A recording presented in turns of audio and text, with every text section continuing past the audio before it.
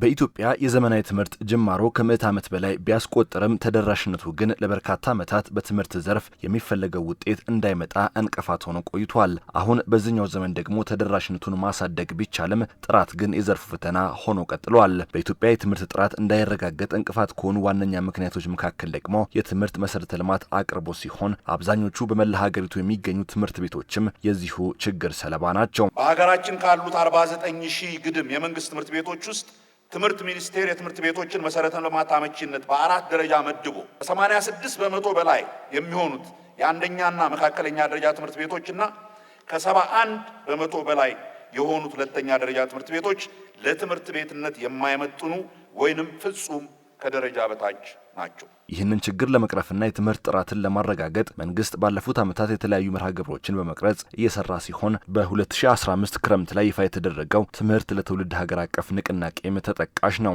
ፈጥነን ሙሉ ትውልድ የሚማርበትን መማር ሲባል በተሻለ ኢንቫይሮንመንት የሚማርበትን ነገር ካልፈጠርን በስተቀር ኢትዮጵያ ውስጥ ያለው ችግር፣ ኢትዮጵያ ውስጥ ያለው መከራ ይቀጥላል። ሰብሰብ ብለን ፈጥነን ብንሰራ ግን ለውጥ ማምጣት እንችላለን ከሚል እምነት የተነሳ ነው ትምህርት ለትውልድ የሚለው የክረምት ስራችን ሁላችን ተሳትፈን ተጠናክሮ እንዲቀጥል የተፈለገው።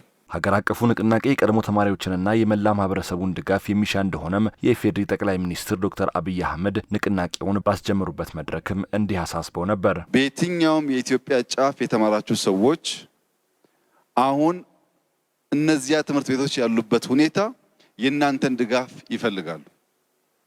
በሆነ ጊዜ ትውልድ ኢንቨስት አድርጎባችሁ በነፃ የተማራችሁ ሰዎች አሁን ተባብረን በመንግስት በህዝብና በጎ ልብና አእምሮ ባላቸው ሰዎች ትምህርትን ማስፋፋት ካልቻልን በስተቀር በሚቀጥለው ዓለም ውስጥ ተወዳዳሪ ሀገር መሆን አንችልም። ከ560 በላይ ቅድመ አንደኛ መካከለኛና የመጀመሪያ ደረጃ ትምህርት ቤቶችን በጉያው የያዘችው አዲስ አበባ አብዛኞቹ ትምህርት ቤቶቿ ለመማር ማስተማር ምቹ ያልሆኑ ሲሆን እነዚህን ትምህርት ቤቶች በትምህርት ለትውልድ ንቅናቄ ለመቀየር ለማህበረሰቡ ጥሪ በማቅረብ ወደ ስራም ተገብቷል። የከተማችን ነዋሪዎች፣ የትምህርት ማህበረሰብ፣ የመምህራን ማህበር የተለያያችሁ በትምህርት ስራ ውስጥ በአንድም በሌላም የምትሳተፉ አካላት ለዚህ ስራ ባለቤት ናቸው።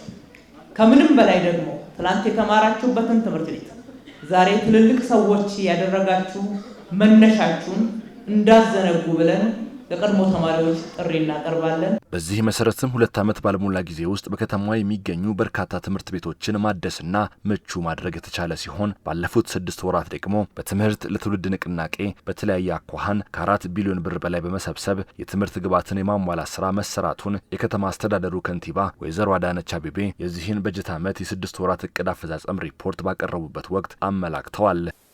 ባለፉት 6 ወራት በትምህርት ለትውልድ ንቅናቄ ብር 4 ቢሊዮን 25 ሚሊዮን 430,606 በመሰብሰብ የትምህርት ግብዓትን በማሟላትና ደረጃውን ለማስጠበቅ የተሰራው ስራ አበረታች ሆኖ ተመዝግቧል። ተግባራዊ ከተደረገ 2 ዓመታትን እንኳ ያላስቆጠረው የትምህርት ለትውልድ ንቅናቄ የበርካታ ኢትዮጵያውያን ተሳትፎ የታየበትም ነው።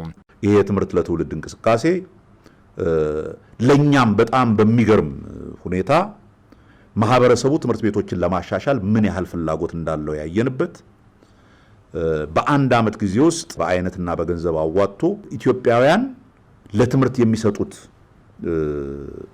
አትኩሮት ምን ያህል እንደሆነ ያየንበት በጣም የሚገርም እንቅስቃሴ ነው። በዚህ አጭር ጊዜ በትምህርት ለትውልድ ንቅናቄ በመላ ሀገሪቱ ከ82 ቢሊዮን ብር በላይ ድጋፍ የተሰበሰበ ሲሆን 6815 ትምህርት ቤቶች በመገንባት በማደስና ቁሳቁሶች እንዲሟላላቸው በማድረግ ምቹ የመማር ማስተማር ከባቢ መፍጠርም ተችሏል።